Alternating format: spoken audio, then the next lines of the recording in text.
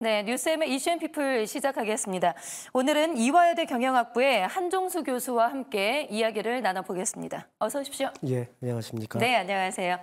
자, 정부가 지난 2월에 기업 밸류업 프로그램을 도입하겠다라고 발표를 했고요. 가이드라인이 계속해서 지금 나오고 있는 상황입니다.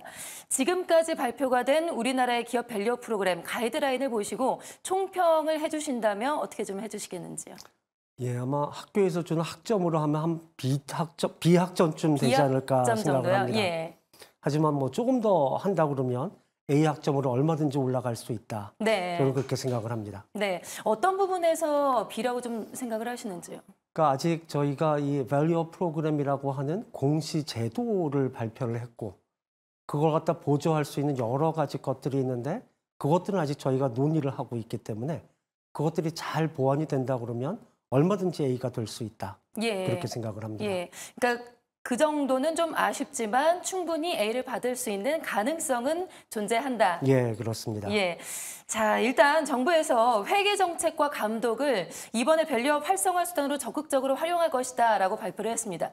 그만큼 앞으로 이 회계 중요성이 상당히 커질 수 있을 것 같은데 그런데 들어보니까 지금 금융당국에서는 회계 정책 전담팀이 없어서 관리 부실이 좀 우려가 될 수도 있다. 이런 우려가 나오고 있어요. 이 부분은 좀 어떻게 보시는지요?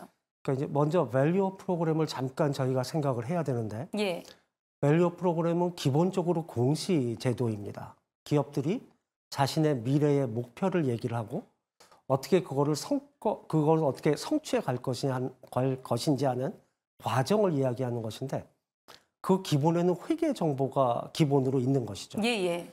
근데 이 회계 정보라는 것은 그냥 주기만 하면 되는 것이 아니라 그 밑에 신뢰성이라는 것이 있어야 하고요. 그래서 회계 투명성이라는 것이 굉장히 중요합니다. 좀 다르게 얘기하면 밸류업 프로그램의 기반이 되는 정보가 회계 정보인데 회계 정보가 투명해야 된다는 것이죠. 이걸 제가 좀 쉽게 설명을 드리면 저희는 회계를 렌즈라고 이야기를 합니다. 그러니까 외부에 있는 저희 투자자들이 기업을 이해를 하려고 하면 직접 기업을 볼 수가 없으니까 회계라는 렌즈를 통해서 보는 네. 것입니다. 근데 이 렌즈가 투명하다 그러면 그 기업의 사실을 잘 알게 될 것이고. 잘 보겠죠. 예. 예, 맞습니다. 그런데 만일 렌즈가 불투명하다 그러면 잘 모르는 것이죠. 그 뭐 다르게 얘기하면 뭐 저희가 그 돈을 빌려줄 때 아는 사람한테 빌려주지 모르는 사람한테 빌려주지 않지 않습니까? 그렇듯이 회계가 투명해야지만 이 제대로 된 어떤 투자를 이끌어낼 수 있고 그래서 밸류업이 되는 겁니다. 우리나라 경우는 이 회계하고 관련된 정부 부처가 두 개가 있습니다. 예, 예. 하나는 금융위고 하나는 금감원인데 금융위가 정책을 만들고 금감원은 감독을 합니다. 근데 만일 금융위에 회계 전담 팀이 없다는 것은 회계 정책이 만들어지지 않을 수도 있다는 것이고요. 그렇다면 정책이 없는 감독만 이루어지는 것이니까 어떤 방향을 설정해서 간다거나 일관성을 가지고 한다거나 하는 것들이 힘들어질 수도 있다. 예, 예. 그래서 회계 교수인 저로서는 굉장히 안타까운 일이고 회계 전담팀은 당연히 만들어져야 되는 만일 그것이 오랫동안 없다고 한다면 오히려 이 밸류업을 통해서 저희가 코리아 디스카운트라는 것을 없애기 위해서 밸류업을 하는 것인데 코리아 디스카운트의 또 다른 어떤 요인이 될 수도 있는 예. 그런 문제점이 있다고 말씀드릴 수 있습니다. 네. 한마디로 회계 투명성이 상당히 중요한데 정부 당국의 대책은 좀 아직까지도 느리다라는 예. 말씀이신 거죠. 그러니까 뭐 정책 당국에서는 이제 다시 회계 전담팀을 예, 예. 회복하도록 노력하겠다고 지금 얘기를 하고 있고 저도 그렇게 되리라고 기대는 하고 있지만 아직 뭐 그게 이루어지지가 않고 있으니까 걱정이란 말씀을 드려야 합니다. 네. 어쨌든 밸류업 프로그램은 이제 기업과 투자자 차원의 문제가 아니라 우리 한국 경제, 한국 증시의 문제가 될 수도 있을 것 같습니다. 교수님께서 보시기에 밸류업 프로그램의 성공적인 안착을 위해서 B가 아니라 A 플러스로 가기 위해서는 어떤 게 가장 중요하다고 보시는지요? 그러니까 가장 뭐 여러 가지가 있을 텐데 가장 먼저는 기업들로 하여금 소통을 잘하도록 만드는 것이 제일 중요합니다. 네. 이 밸류업이라고 해서 많은 분들이 기업분들이 만일 이렇게 생각하신다면 굉장히 위험합니다. 그냥 그 정부가 얘기하는 가이드라인에 따라서 보고서만 낸다. 그런 것은 굉장히 위험하고요. 이것은 투자자들로 하여금 기업이 어떤 기업인지를 이해하도록 만들어서 투자를 하도록 유인을 하는 것인데 만약 투자자들이 그 보고서만 보고 기업을 이해를 못한다면 아무런 효과가 없는 것입니다. 예, 예. 그래서 첫 번째는 투자자와의 소통이 굉장히 중요하다.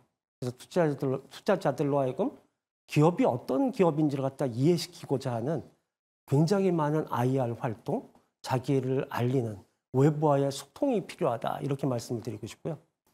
두 번째는 소통인데 기업 내부의 소통이 필요합니다. 네.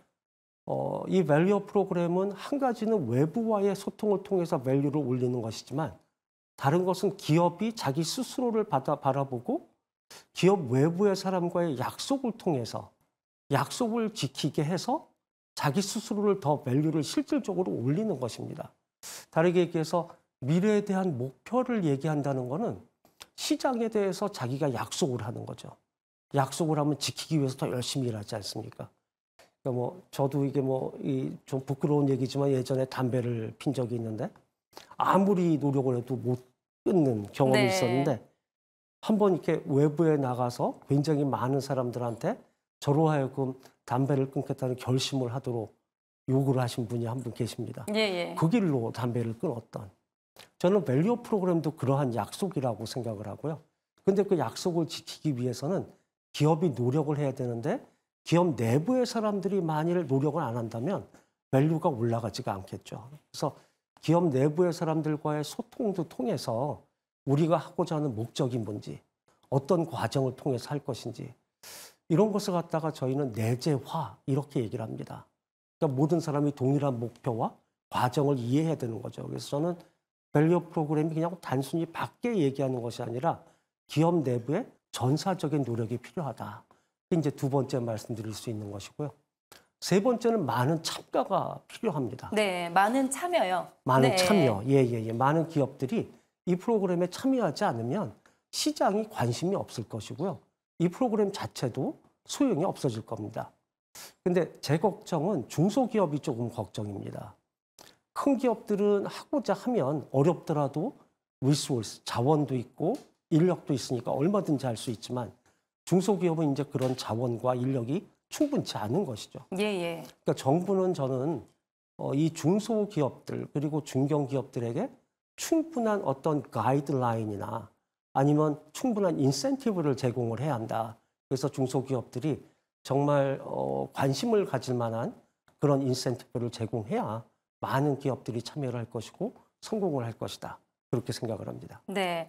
오늘 정은보 이사장도 공식 행사에서 밸류업의 안착은 기업의 참여 의지에 달려 있다. 이렇게 말씀을 하셨습니다. 그래서 앞으로 기업들의 자발적인 참여가 관건이 될 것 같은데 그런데 일단 기업의 입장에서 한번 보면요. 기업의 입장에서는 이 밸류 프로그램 도입 자체가 혹시 부담이나 우려로 작용하진 않을지 기업의 입장에서도 한번 생각을 해봐야 될 것 같은데요. 예, 부담이 될 겁니다. 이 미래에 대해서 얘기한다는 것 자체가 부담이죠.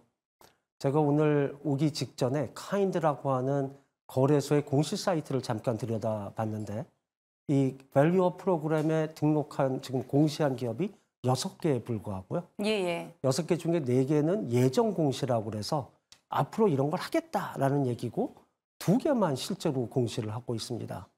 아마 이 기업의 부담을 그대로 얘기하는 것이라고 생각을 하는데 기업들이 부담을 가지는 이유는 2가지라고 저는 생각을 합니다.